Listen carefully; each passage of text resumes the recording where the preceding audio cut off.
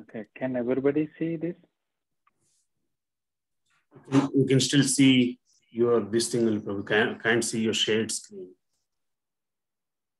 You can't see. Okay. Yes, bro. It's coming. You can see. Okay. Wonderful. Okay, fine. Hare Krishna, Prabhuji and Mataji, please accept my humble obeisances. All glories to Srila Prabhupada. This is your servant Srinivas Acharya Das, today speaking from Srimad Bhagavatam, Canto 10 and Chapter 9 and text number 80. Om Namo Bhagavate Vasudevaya. Om Namo Bhagavate Vasudevaya. Om Namo Bhagavate Vasudevaya. Swamatuhu Svinnagatraya Visrasta Kavarasrajaha Društva Parisramam Krishnaha Krupayasit Swabhandane. Translation and purport by His Divine Grace Abhaya Charanarvinda Bhaktivedanta Swami Srila Prabhupada ki jai. Because of Mother Yashoda's hard labor, her whole body became covered with perspiration, and the flowers and the comb were falling from her hair. When child Krishna saw his mother thus fatigued, he became merciful to her and agreed to be bound. When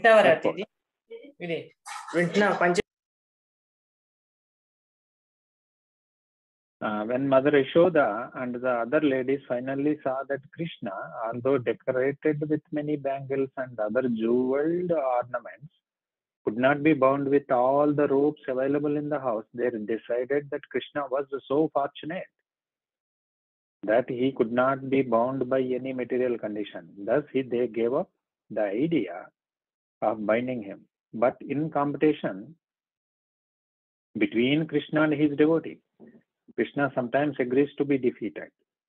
Thus, Krishna's internal energy, Yogamaya, was brought to work, and Krishna agreed to be bound by Mother Yashoda. End of purport. Om Ajnanatimirandasya Jnananjana Shalakaya Chakshurunmilitam Yena Tasmai Sri Gurave Namah. Sri Chaitanya Manobhishtam Stapitam Yena Bhutale Swayam Rupa Kadamayyam Dadati Swapadantikam Vandeham Sri Guru Sri Yuta Padakamalam Sri Gurun Vaishnavam Cha Sri Rupam Sagrajatam Sahagana Raghunadanvitam Tam Sajivam Sadvaitam Savadutam Parijana Sahitam Krishna Chaitanya Devam Sri Radha Krishna Padan Sahagana Lalita Sri Vishakanvitancha He Krishna Karuna Sindho Dinabandho Jagatpate Gopesha Gopika Kanta Radha Kanta Namostute Tapta Kanchana Gaurangi Radhe Vrindavaneshwari Vrishabhanu Sute Devi Pranamami Hari Priye Vancha Kalpatarubhyecha Kripa Sindhubhya eva cha Patitanam Pavanebhyo Vaishnavebhyo Namo Namaha. Sri Krishna Chaitanya Prabhu Nityananda Sri Advaita Gadadhar Sri Vasadi Gaura Bhakta Vrinda. Hare Krishna Krishna Krishna Hare Hare Hare Rama Rama Rama. Kam karoti vachalam pangum langayete gurim yat krupadam aham vande Sri Gurum Danatarinam Paramananda Madhavam.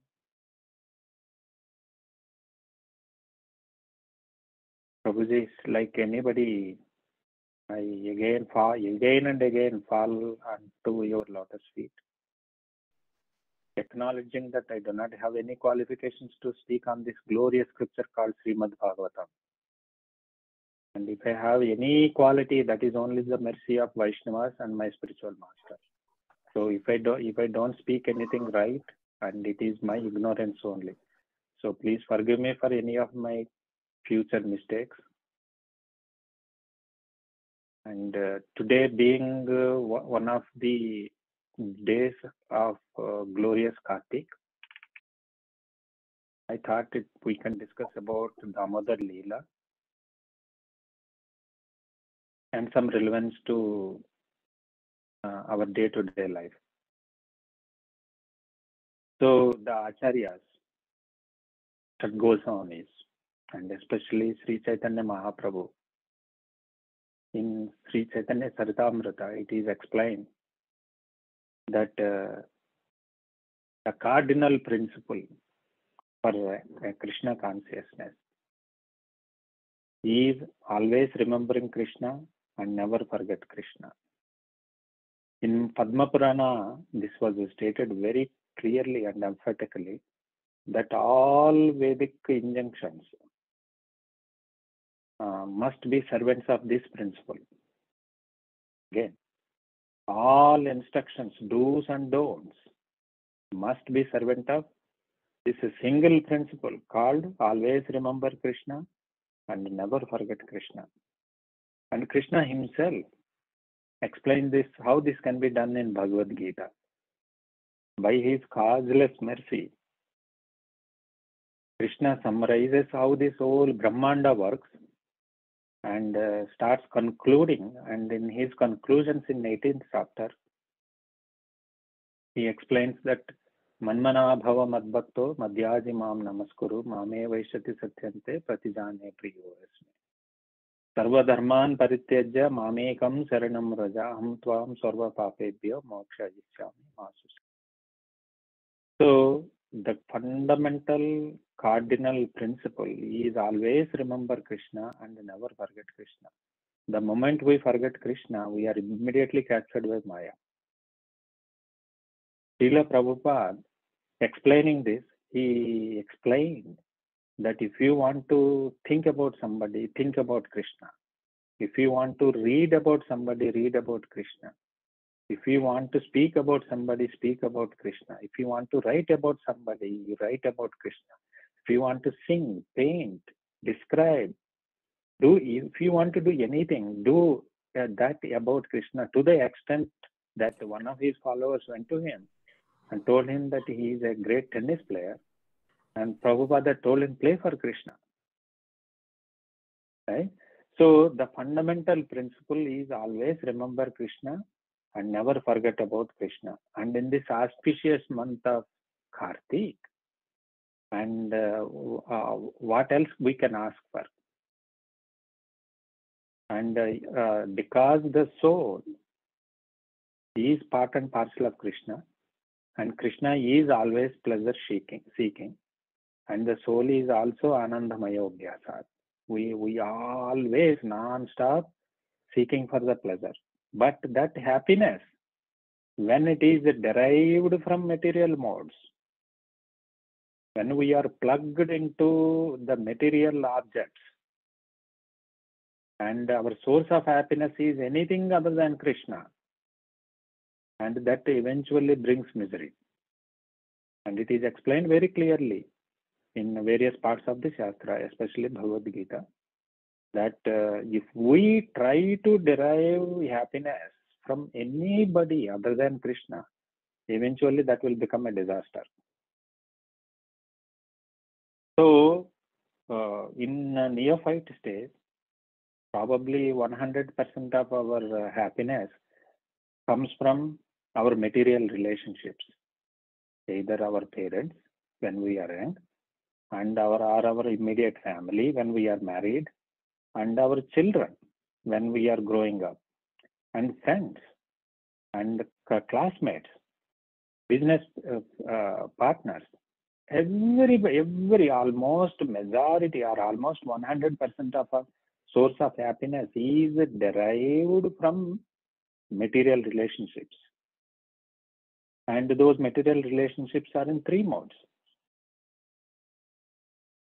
But the Shastra explains that when we unplug with these sources and plug directly to Krishna, and because Krishna is beyond the material modes, and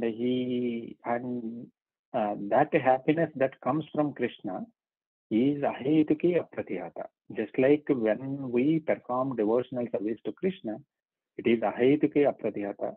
In return, Krishna will give us the pleasure, the happiness, ahetuki apratihata. Suddha Sattva. In Suddha Sattva, Krishna gives us the happiness. So related to this, I would like to discuss a few corollaries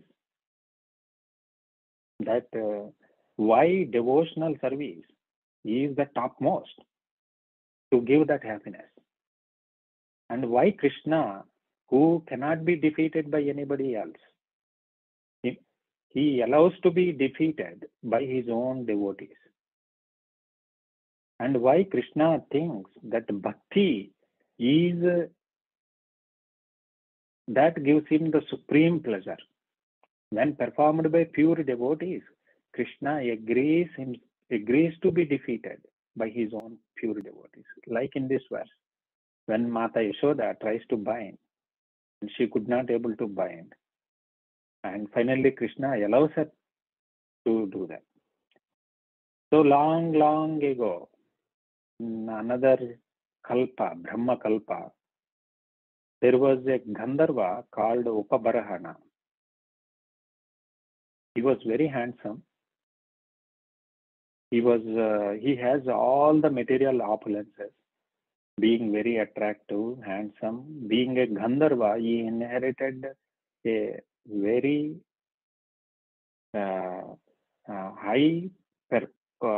highest quality of singing.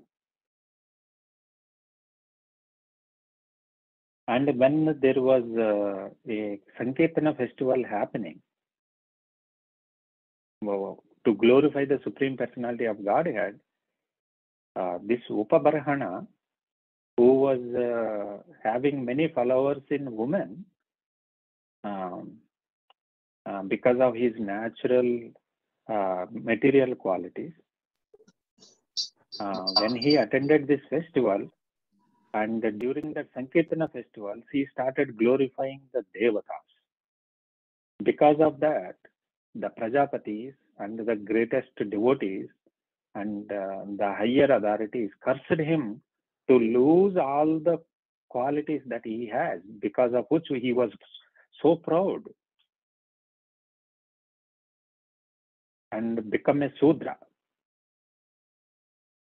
And in his next life, Upabarahana was born as the son of a maid servant. But he was so fortunate because of his Sukriti from his previous life. His mother was a maid servant, and she was working to serve, to please in a Vaishnava Brahmin family.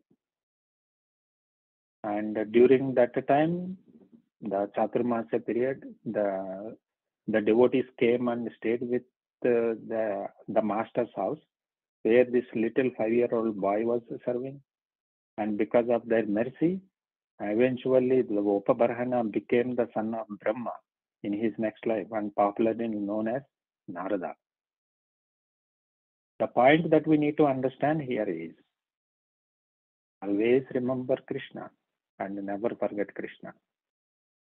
And if we misuse our gifts given by Krishna to deviate from this principle, what happens is explained by the story of Narada. And similarly, we see in present day Kali Yuga, there are so many people who are given the gift of great beauty, power, singing, dancing, all those things. But when they directed all those God-given gifts towards sense gratification, they naturally suffer greatest suffering of their life. And we see that in the film industry today. And I grew up listening and relishing such materialistic songs. And the person whom I admired so much eventually contracted COVID, and his lungs were infected and died miserably. So these are the people who were given God the greatest benefits. And when they do not fulfill, when they do not follow this principle, and the material nature, three modes of material nature, will punish them so severely.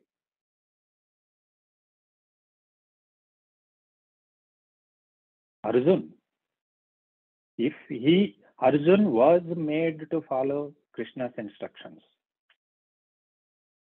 If for a moment he thinks that why I should be a warrior, why I can't be a king, why my brother Yudhishthir has to be a king, if that is the thought he was thinking and trying to accomplish, the greatest and sweetest epic, Amarakada, Mahabharat, have been totally spoiled. Arjun was made to follow Krishna's instructions, period. Nothing else. And similarly, Srila Prabhupada in his life, he tried to be successful in many efforts before he became a sannyasi. And he was doing pharmaceutical business, and he was going into many places. And he was trying to establish a successful business, but he failed in almost every material effort, because Srila Prabhupada was made to follow Krishna's instructions, just like Arjun. He came to this material world for a specific mission, and that's all he needs to do. And in his later years, this legendary Acharya, when he has taken that Krishna's instruction from his guru to establish Krishna consciousness, he was so successful that he was reported in the Times that he was one of the 10 people who were stupendously successful after they are 70 years old.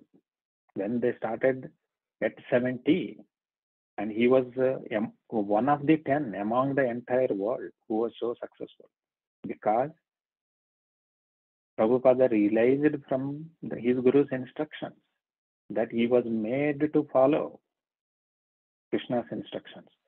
Always remember Krishna, never forget Krishna.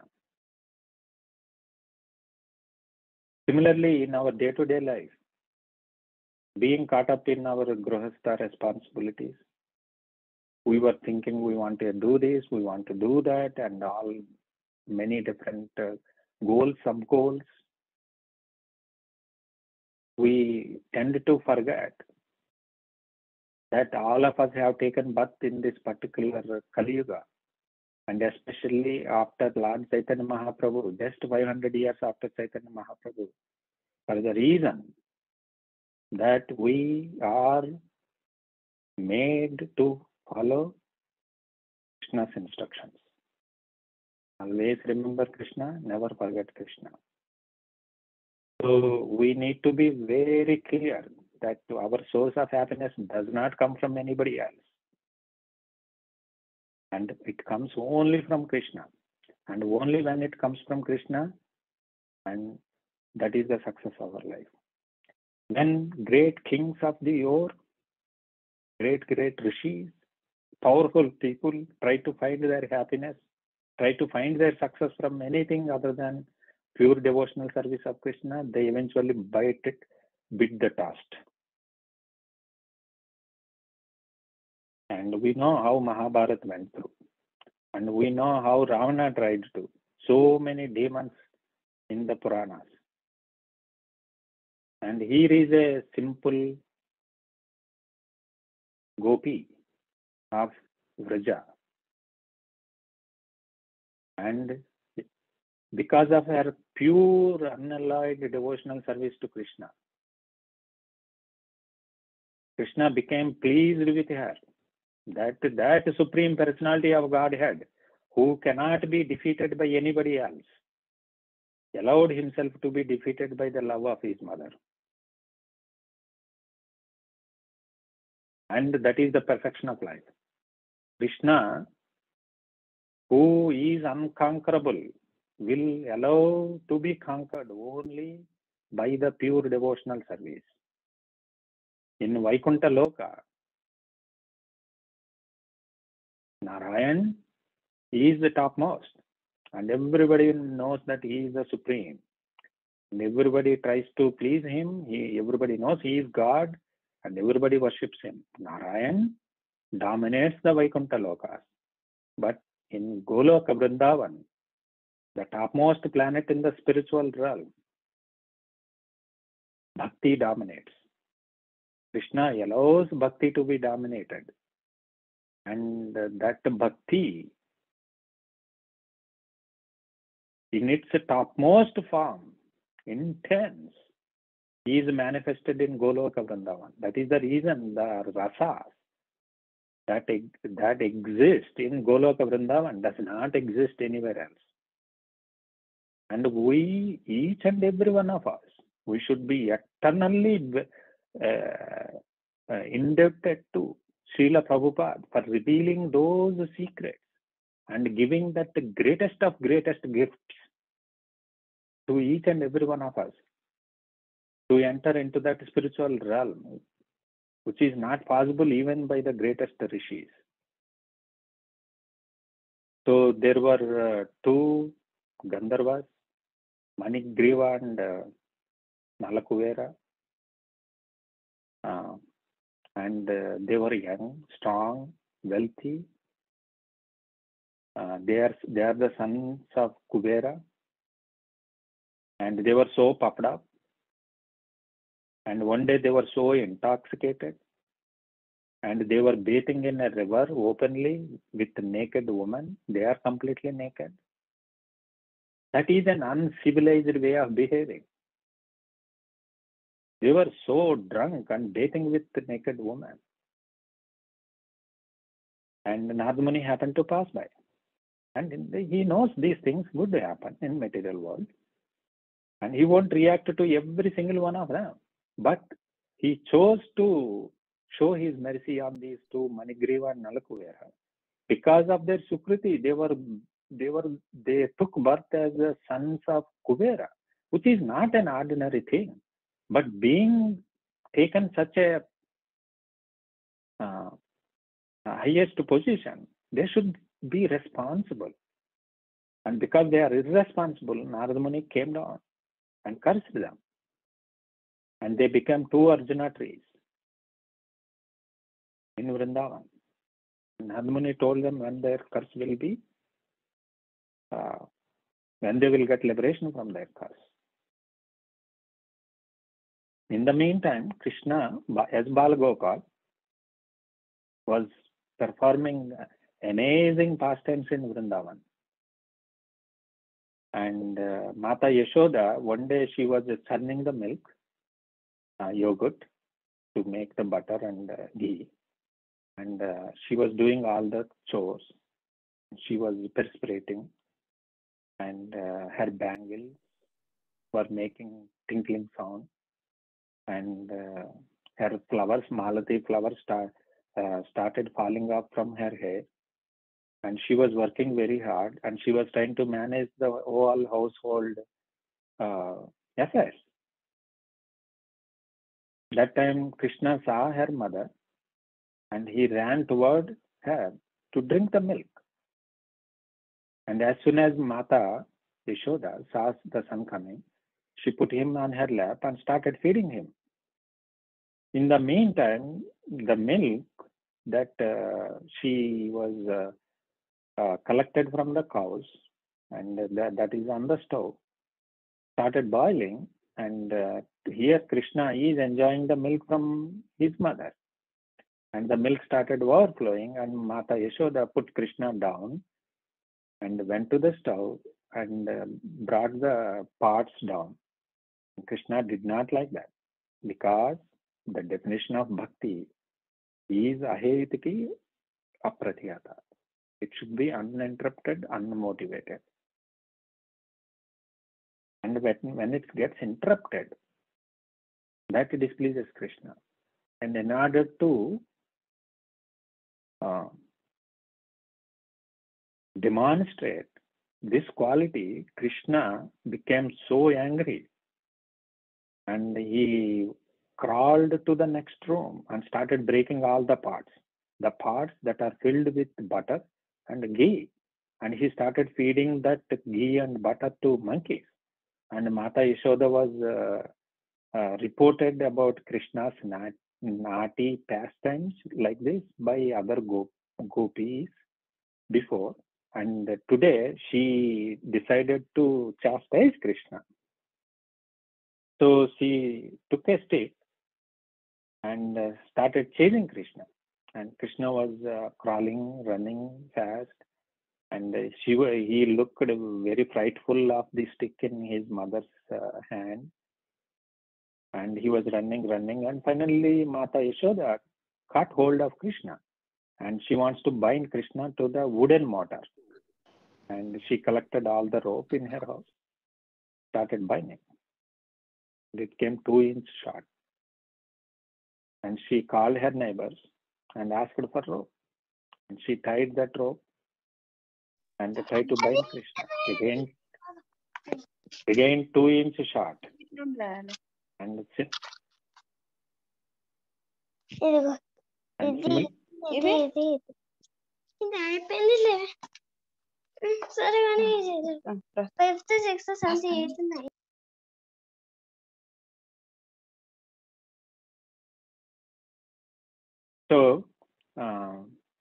so she collected almost the rope from almost every household of Vrindavan, and the entire rope was so long, but still 2-inch short. And Krishna did not increase his size like Trivikram. So the Acharyas, the Shad Goswamis, Narottam Das Thakur, Vishwanath Chakravarti Thakur, they explain what this 2-inch shortness means. For us to succeed in our bhakti, we need those two things. And the first thing is dhairya. And the second thing is utsaha. Right? So when we have those two things, and when Krishna shows his mercy, that is when our devotional service, bhakti, will come for fructification. So Mata Yashoda was trying to bind the Krishna around the Krishna's belly, and 2-inch, and she was trying, she was failing, trying, failing, and she was perspirating, sweat comes from all her body, and she was getting frustrated, she was getting hopeless, and Krishna was watching with fun, smiling face what his mother is doing. And finally he decided to, okay, now let me allow to be bound by my mother. And he allowed, and finally she bound. That is when that happened, Krishna was bound to the wooden mortar. And that is the reason he is called as Damodar. Dama means rope, Udara means belly. Mata Yashoda bound him to the wooden mortar, and Yashoda Mai went back to her course, and Krishna started crawling into the backyard, and he started crawling, and the wooden mortar is coming right behind him, and his wooden mortar was trapped between these two trees. and Krishna gave a kick, and because of that, the two giant Arjuna trees fell down, and the Gandharvas emerged from those trees and glorified Krishna. So there are multiple lessons to be learned from this pastime. And this whole month we are performing Damodar Aarti and singing Damodar Aarti written by or composed by Satyavrata Muni in glorious of that Bala Gopal who allowed Mata Yashoda to be born. And when the bhakti defeats with love the object of bhakti itself. Krishna is the object and goal of bhakti, and the goal itself will be defeated by the process. And this is the one of the topmost and the most subtle aspects of the pure devotional service.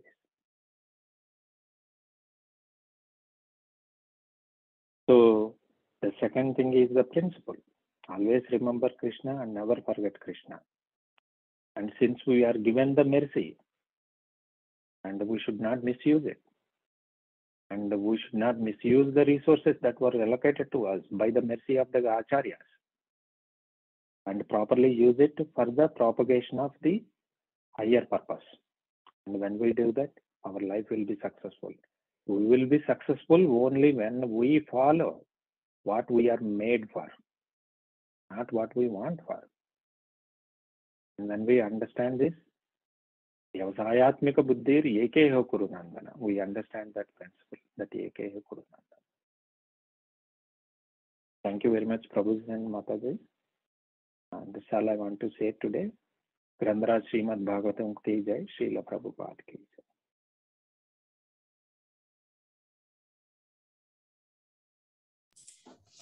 Hare Krishna. Dhirang Prabhuji is here, I think.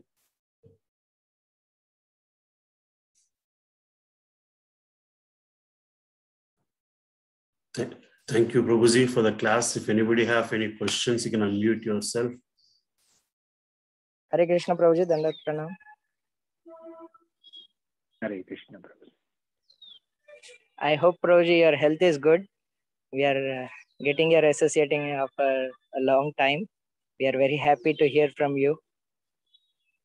How is your health, Prabhuji? Hare Hare. I am okay, Prabhuji. I am getting better. Very happy. Prabhuji, I had two questions.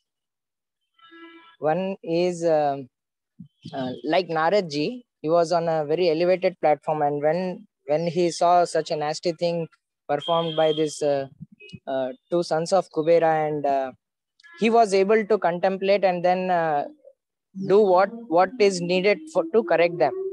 But it so happens that when we come across such nasty things, we tend to fall down ourselves. So what should we learn from this pastime of Narad ji correcting them? That is one question. Next I can ask later, or you want me to ask now? No. Hold on to the second question. Okay, Prabhuji. First thing itself is a really heavy question. First thing we need to understand is we are not Narada Muni. Narada Muni is completely liberated, and his body is not material body, and our body is material body. We are living under the three modes of material nature. But Narada Muni does not come under the influence of three modes of material nature, no matter where he goes in this material cosmos. He is completely liberated. He will never come under the influence of Maya. So there are certain things like Narada Muni, who is our Param Guru in our Parampara. Not only Narada Muni, even Prabhupada, Bhaktivinoda Thakur, these are all exalted devotees. We cannot imitate them. We cannot imitate them. We should follow in their footsteps. Means the difference between imitating and following in the footsteps is humility. We need to understand our limitations, what we cannot do. and we cannot find faults with others, just like you mentioned in the question. Narada Muni, even if he finds faults with that Nalakubera and Manigriva and try to chastise them, he can do that because of his elevated position, because he is completely liberated. We cannot do that because we are not liberated. We are under the influence of Maya. So we cannot find faults with others. What to think of chastising them? So we will fall down if we pay attention to them when they are doing such bad things like Ajamil. Because of our vulnerable position in Maya, we are highly vulnerable. 360 degrees, 365 days, 7/24. So we need to understand we are completely insignificant. So when we see such things, all we can do is we pray to Krishna and we increase the intensity of remembering Krishna, glorifying Krishna, and probably if we are getting too much distracted from them, and go and start read Srila Prabhupada's books. Finding faults with an external person who was doing such nasty things, what to think of that, Prabhu? Even in our house, if we try to find fault with our wife, that is a disaster for our spiritual life. Whether she is a devotee or non-devotee, we are so degraded and disqualified. We don't have any qualification that we cannot find fault with anybody else. So when I think in one of the previous classes, I was explaining when Lord Chaitanya was in Kurma Kshetra, the Kurma Vipra, Chaitanya Mahaprabhu came back. When he realized that this Kurma Brahman was praying for him, because the Kurma Brahman was unable to meet Chaitanya Mahaprabhu. Chaitanya Mahaprabhu already left Kurma Kshetra. He came back. And he came back and met, and he showed his mercy. He made him beautiful. He made him disease-free. No. Not Kurma Kshetra. This is Brahmana who contracted the leprosy. So when he showed mercy to that Brahmana and his leprosy was cured, the Brahmana was praying to Chaitanya Mahaprabhu that why you gave me my beautiful body back, so I will be puffed up. So Chaitanya Mahaprabhu said, you will not fall into when you do two things. One is chant Harinam always, Hare Krishna Mahamantra, and two, don't find faults with others. So he said these two things. So he said the second thing he said was, the one is Pravritti and another is Nivritti. Pravritti is chanting Harinam, and two, Nivritti is do not find faults with others. If we find faults with others, anybody else, so we lose the mercy of Gauranga Mahaprabhu.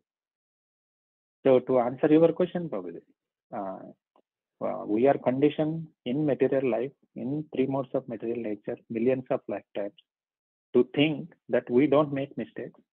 We think that others make mistakes. And we think that we have the right to find faults with others. We think that we can chastise them and or even punish them. These are all nonsense. We have to get out of that mindset if we want to be successful in our devotional life. Is that okay, Prabhuji? Yes, Prabhuji, very deep. And what should we do? Should we practice this, or will it come automatically if we chant more and serve more? No, of course. The moment we see any such persons doing, unapproved things, so we immediately turn away from that things and focus on positive things of Krishna consciousness. So there was one time, two disciples came to Bhakti Siddhanta Saraswati Thakur, and there was some dispute between both of them, and they were finding faults with each other, and they have some real unpleasant conversations happening between them. When Bhakti Siddhanta Saraswati Thakur came to know about this, between his own disciples in the temple compound, and he called both of them and told them, to praise each other, not find faults, to praise each other, to glorify each other. And it was so difficult for them. And it took time, but it worked. The magic worked. So when we see others are making mistakes or doing things that we know that they are making mistakes, it is not approved by Guru, Sadhu and Shastra. So that time, rather than finding faults with them, start glorifying them. That is how that poisonous attitude of finding faults with others and what to think of trying to chastise or write a blog, do a YouTube video and put it there, or try to set up a website and start explaining that devotee's faults point by point and what you think it will make him a good devotee. And this is all nonsense, bro. So his Divine Grace Bhakti Siddhanta Saraswati Thakur answered this danger by finding faults will be cured by glorifying the other devotees. And I have seen that in many of his disciples following since then, and in his grand disciples doing that. It works, probably. It works. So when we see among devotees or non-devotees, they do something, start finding good things about them. Talk about good things they did. And when you find good things, so good things stays with you. And when we are finding faults with them, those faulty attitude will come to us. And the sinful things they are doing, and 1/6 of that karma comes to you. If you are meditating on them, if you are helping them.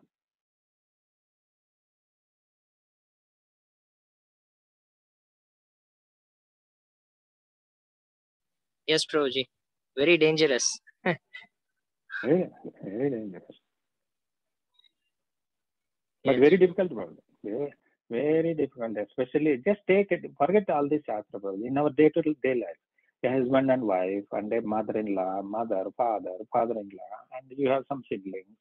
All these, we every moment, every hour, we look for finding faults with others.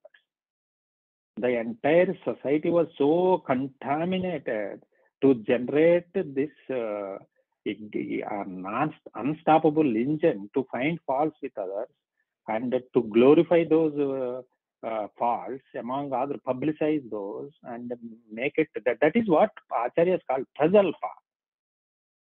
And that is the poison, probably, that will kill the creeper of bhakti. As soon as you hear anybody talking about negative things, run away from them. This is what Gopala Bhatta Goswami said.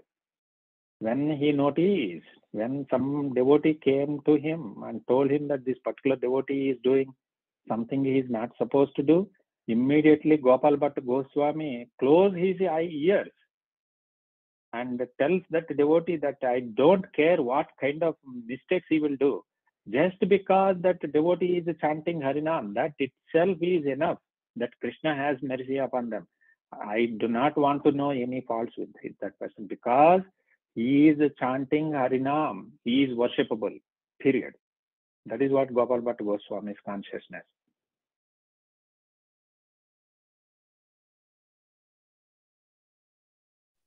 Yes, Prabhuji, thank you. Prabhuji, my second question was, you told about not misusing our life, but always use it for the higher purpose. So I heard Radhanath Swami Maharaj telling that being responsible is also a service. And then being responsible in all the ways, sincerely, taking care of the family, taking care of your own health, and doing the outreach program out of compassion, everything comes under it. So can you please help me understand, should we think that using, not misusing and using our free will in service, does it mean only to do the direct devotional service like outreach or deity worship, or does it involve everything else, the wholesome of our life? It is wholesome, Prabhuji, as Maharaj was explaining. And when you are married, you made a commitment to your spouse, your kid, just like I did to my spouse and my children. And when we took birth, we have some responsibility to take care of the parents. And because we receive so many gifts in the form of mercy, Vidya Dan, Kanya Dan, so many things are given to us because we were born in that glorious land of India. So because we received all those gifts, we owe something back. So we have to fulfill all those as per the directions of Guru, Sadhu and Shastra. Right? So the highest way of paying back is being a devotee. And when one becomes a devotee of Krishna, and whatever is performed under the umbrella of devotional service covers everything, because a devotee has the heart and the power, because he is empowered by Krishna himself. So he can take care of the entire world. What to think of one family, brother? So now coming to our individual position as a husband, as a son, as a father, that becomes our part of devotional service. Because as a father, you need to give your children Krishna consciousness. You need to correct them if they make mistakes. And you need to guide them properly. You have to provide them medicine. You have to provide them education. And you have to protect them. Similarly, as a husband, you need to protect your wife always. And you need to guide her. And you need to provide health care. You need to provide good environment within the home, which is abuse-free, so that she can feel safe, protected, safe, and respected, and can live without any worry, so she can practice Krishna consciousness. When mother becomes Krishna consciousness, the whole family becomes Krishna consciousness. Just like we water the root, the whole tree becomes flourished. Similarly, in a family, when we need to make the mother a devotee, and she takes care of the family in many different ways. A father may not have that much of time and access to the children, but mother always have that access to the children. So if we protect mother and support mother, and mother will take care of the children, and similarly the parents, right? So these are all part of devotional service, because we accepted Grihastha-ashram. But if you remained as brahmachari, you don't have all these entanglements. So, but we signed up a lease. We have to follow the rules of the lease. So, taking care of those things, and then taking care of the temple, taking care of the other Vaishnavas who are part of our family, life, friends, and if they need any help, we need to provide that support. Those are all goes under the umbrella of devotional service. Devotional service is not Mayavada, Prabhuji, where we sit under a tree, meditate on some unknown white light, and merge into something which cannot be described. Devotional service is life in action. It is personal. It is many to many relationships. It is not, devotional service is not just a relationship between a devotee and Krishna. Devotional service also includes relationships between other Vaishnavas and Vaishnavis. And there are many great people in our devotional game that Krishna wants to play with. The Gopas, Gopis, Acharyas. So we are all obligated to them. We need to develop relationships with them. We need to serve them with love and care. So the whole thing is called the Bhakti, Prabhupada. It is not that if we serve only Krishna and don't serve anybody else. No, that is immaturity. That's what Maharaj is saying. So we serve Krishna will be more pleased when we please his devotees. That's what we hear again and again from the gurus. So if we try to understand that principle, when your wife is a devotee of Krishna, just like Bhaktivinoda Thakur composed that beautiful song, that I am a dog tied to this house. Krishna, this house is yours. My wife is your devotee. My children are your devotee. I am a dog that is tied to the gate of this house. So my responsibility is to protect them and support them. If we are in that consciousness, we are safe. Probably. That's what bhakti means. Very nice, Prabhuji. Thank you very much. Very happy. Hari Hari. Hare Krishna Prabhuji, Dandavat Pranam. Hare Krishna. Prabhuji, I have one question, Prabhuji. Prabhuji, in the current pastime you mentioned, Krishna, does this mischief, and then Yashoda Mata, started holding, try to hold Krishna, and then, with a stick on her hand, she went on to, be behind Krishna. And I heard that Krishna was so fearful after watching Yashoda. I mean, when I heard that even fear, he got feared by looking at Krishna's fear. And in one way, Krishna lifts Govardhana hill. Krishna kills the Putana. Krishna kills the so many demons at a very tender age. And how to see this? Fearing Krishna, mother, taking a stick and coming behind him, and also at the same time Krishna killing such a dangerous demons. How to understand these two, Prabhuji? Reconciling these leelas is probably a very tricky part of our bhakti. Probably leelas do not teach just one lesson.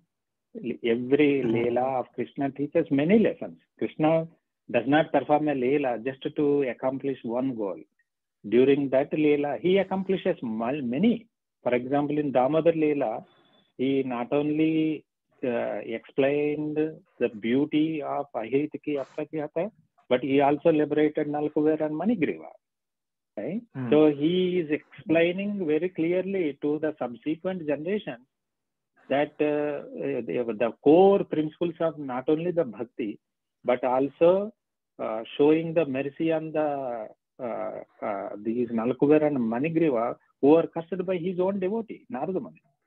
So he is trying to please his own devotee, Narada Muni, and here he is trying to please his own mother, who is also his devotee. Right? It is not that we please Krishna all the time, but Krishna also tries to please us more than what we are trying to please him. So some of his pastimes looks externally conflicting, but they are not internally. There is no conflict. They appear to be conflict because of our ignorance, probably. They appear to be conflict because we do not understand the machinations of Yogamaya and Mahamaya. So we fail to understand when Mahamaya turns Yogamaya and Yogamaya turns to Mahamaya. So when Krishna is killing Putana, Srila Prabhupada explains that Krishna don't kill anybody. Krishna, when he wants to kill somebody, the Vishnu expansion of Krishna goes and kills that person. Krishna does only one thing, Prabhupada. Krishna always plays with gopis and gopas. He does not do anything else. He always wants to have fun, nothing else. So when the demons are attacking, whether in Vrindavan or in Madura or Kurukshetra or Dwarka, the pastimes is that the Vrindavan Krishna will not kill anybody. It is his Vishnu expansions whose primary responsibility is to establish Dharma and annihilate the miscreants. That Vishnu expansion of Krishna does that. These are all the things that happens by the Yogamaya. Right? Now coming to this beautiful pastimes, the song sung by Queen Kunti, that Krishna, yes, it is true that the death personified himself is fearful of Krishna because he is unconquerable. He is too powerful, too merciful, too big for anybody to even contemplate what Krishna can do. So everybody is frightful. And Krishna himself is Kala. In Bhagavad Gita, Krishna explains that he himself is Kala. And Kala in Sanskrit means two things. One is time and another is death. So the death personified, who is the one part of that Kala, is an insignificant expansion of Krishna's insignificant energy. So an insignificant of somebody is fearful of Krishna. That is no wonder. But what is the wonderful thing here is that Krishna is fearful of his own devotee when she showed up with a stick. And that is the sweetness of that pastime, Prabhu. And in order for us to relish that pastime, we have to chant very deeply, attentively, submissively, with utmost humility. And when we understand the rasa, the intensity of that Vatsalya Prema happening between Mata Yashoda and Krishna, we understand the sweetness of the Vrajabhumi.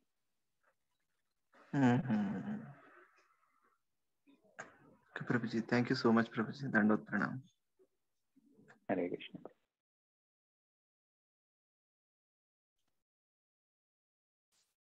Hare Krishna, Prabhuji. Dandot Pranam, Prabhuji. This is Dilanand Das, Prabhuji. Sorry, I joined a class a little late. I was not feeling well. So, Prabhuji, first of all, thanks again for coming back and giving these classes, Prabhuji. Very, very grateful to you. Prabhuji, one question I have is regarding being misunderstood, right? So the other side of the coin, one is seeing faults in others, and other is when you know that you are misunderstood. There is a tendency to justify as soon as we are misunderstood. Somehow there is some force in us which doesn't like to be accepted that we are misunderstood. We immediately react and say that, no, this is why I did it. This is what you should understand. This is why. And the soul cannot, not any person cannot be sleeping knowing that he is misunderstood, especially by the people around him, the people who are important to him. So how important it is to accept, let me put it like this, how is it important in devotional life to accept that you'll be misunderstood and kept aside by everybody? Is that okay, or one has to justify and clear it? So what in essence what you are saying is, if somebody accuses us about something that we are not responsible, we never did, so should we defend ourselves? Yes, should we. How much is it important to defend ourselves? Just say that, Krishna, you did it for me, for making me humble. So let's look into historical facts, probably, where great acharyas went through this, and even Krishna himself went through this, how they responded. And the way they responded will give us clues how we should follow in their footsteps. And even now, 5,000 years after, there were many people who mischaracterize Krishna, unable to understand the sweetness and the depth of his pastimes. They blame him and they abuse him. They demolish his birthplace. They destroy his name and fame, try to destroy his name and fame, and all those things. Does Krishna go after every single person to prove that he is the purest of pure? He doesn't care for it. So Krishna is so popular that even in abuse of his name, even in mischaracterization and blames, nobody can defeat his popularity. There is nobody in any creation who was blamed to the extent of they blamed Krishna. There is nobody who was found false with, like they found faults with Krishna. And did Krishna respond to every single person? No. He takes it easy because he knows that these are all the people, and he called them in Bhagavad Gita that they are Naradhamas, and he just throws them away. He is the supreme personality of God, and he knows what he is, and he doesn't have to respond to every single one of them. That's how he shows his magnanimity, probably. That is how he shows his purity. Now let's look into Lord Chaitanya Mahaprabhu. When Lord Chaitanya Mahaprabhu was have some pastimes with Sarvabhauma Bhattacharya, And the son-in-law of Sarvabhauma Bhattacharya was blaming Chaitanya Mahaprabhu because he was eating sweets. And he was directly and face to face finding faults with Chaitanya Mahaprabhu. How dare that person is, Prabhuji? Lord Gauranga Mahaprabhu, by his sweet will, just because of his thought, he will create all this Brahmanda. What the hell in the world will happen if he wants to eat sweet, Prabhuji? He can eat as many sweets he wants to, whether he is a sannyasi or not a sannyasi. That sannyasi is an external thing. But this rascal, he is finding faults because his father-in-law and mother-in-law invited Lord Chaitanya Mahaprabhu for a lunch because Sarvabhauma Bhattacharya and his wife are disciples of Lord Chaitanya Mahaprabhu.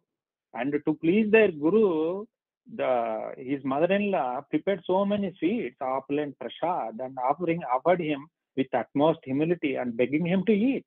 And Chaitanya Mahaprabhu was eating, and this rascal came in and said that you are a sannyasi and you are eating all these sweets. What kind of sannyasi you are?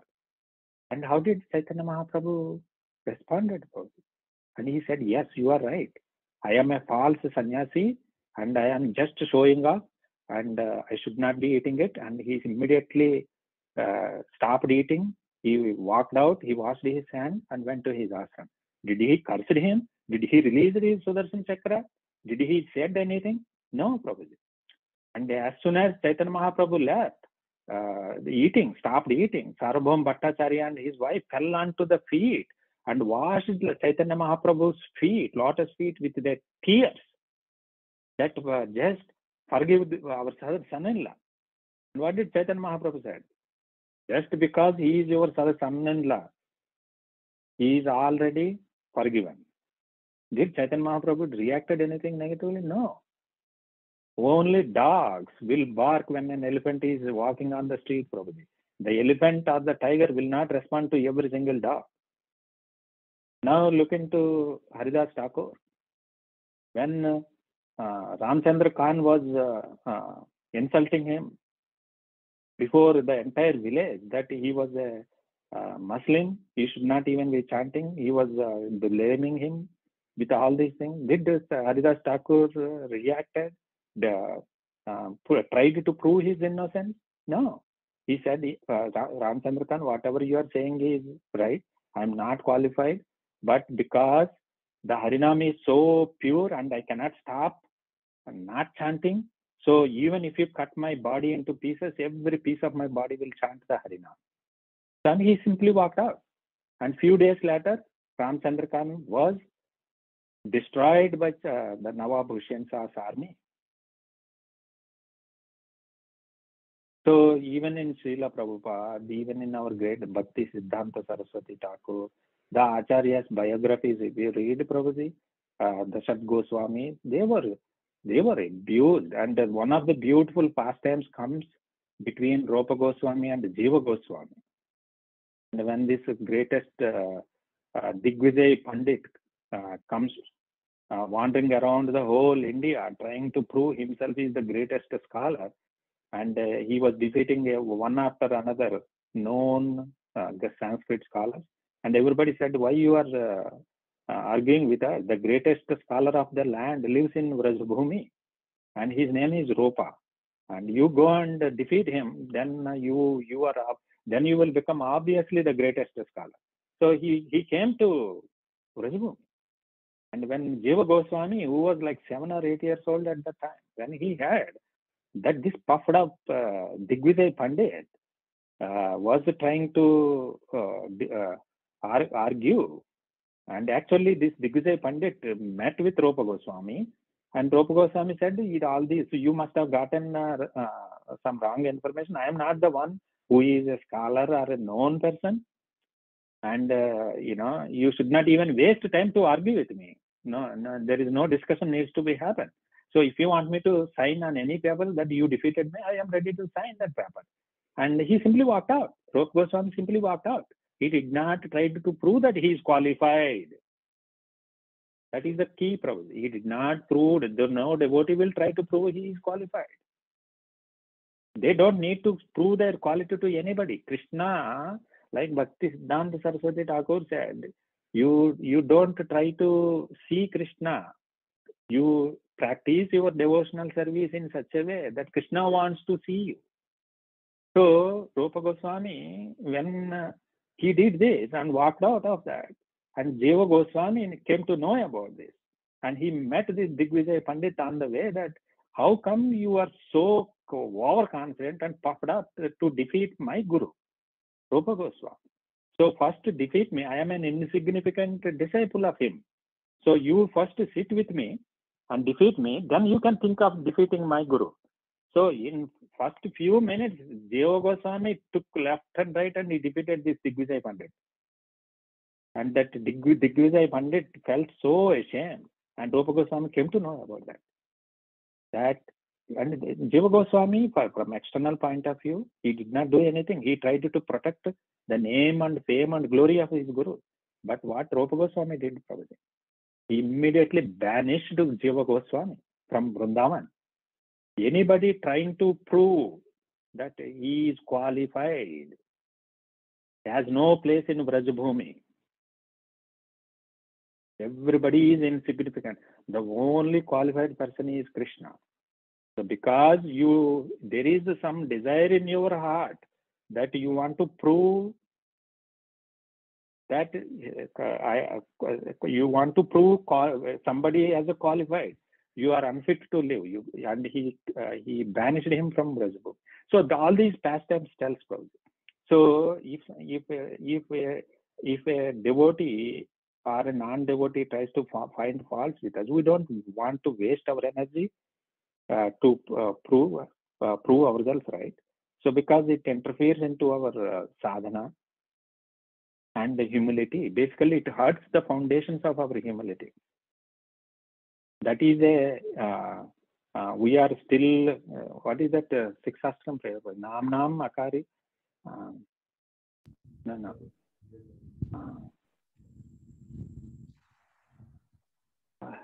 That prayer, where Chaitanya Mahaprabhu says, Na dhanam na janam na sundarim.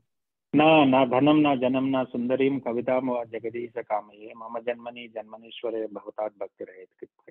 If we want bhakti, the last two charanas, if we want bhakti, we have to give up the prestige of name and fame, that we have any qualities, any qualifications, anything. We should not defend ourselves. And when my own spiritual master, he was accused by several devotees, and GBC asked him to make a comment on that. And Maharaj, he was accused such bad things, bro. And when GBC asked him to make a comment, at least, because Maharaj was not even discussing that with anybody. And he said, I am trying to be a Vaishnava. I am still learning devotional service. And if I can please that person in any way, I will feel it is my good fortune. That is humility, bro.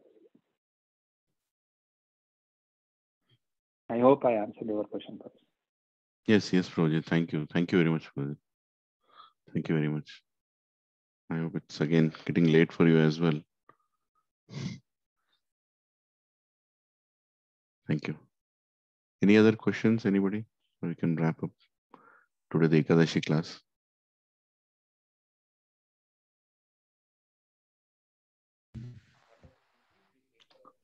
Okay, so thank you, Prabhuji. Thank you for your time and the insight that you have given to us on many aspects today, about seeing faults in others and not expecting any respect from anyone.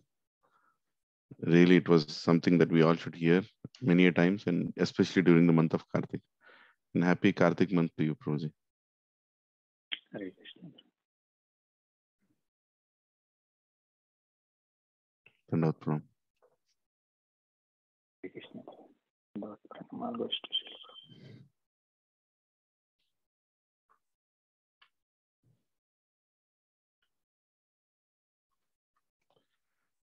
Hare Krishna, Prabhuji and Mataji. Dandavat Pranam. Sorry, I joined a little late. Was not feeling totally well. So thank you for joining for the Ekadashi class. Like always, Srinivas Prabhu's lecture deeply pierces our hearts. and reminds us of the basics in Krishna consciousness. So thank you for joining and have a wonderful Ekadashi day. Nitai Gaur Premanande Hari Hari Bol.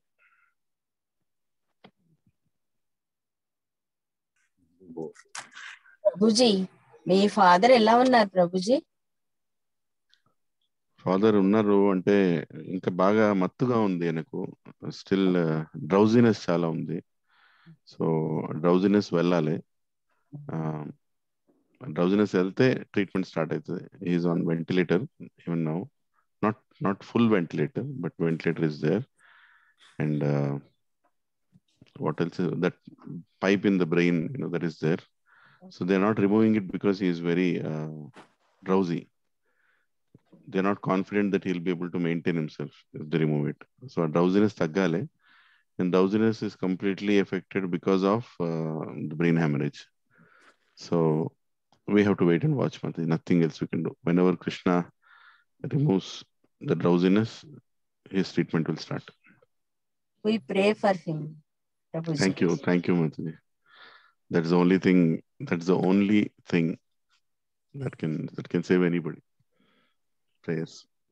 Me father కి త్వరగా తగ్గాలని ప్రార్థిస్తున్నాం ప్రభుజీ. Thank you మాతాజీ. హరే కృష్ణ. ధన్యవాదాలు అందరికీ కూడా. Thank you మాతాజీ. ధన్యవాదాలు. హరే కృష్ణ. హరే కృష్ణ. ధన్యవాదాలు ప్రభుజీ. Thank you. హరే కృష్ణ. హరే కృష్ణ ప్రభుజీ.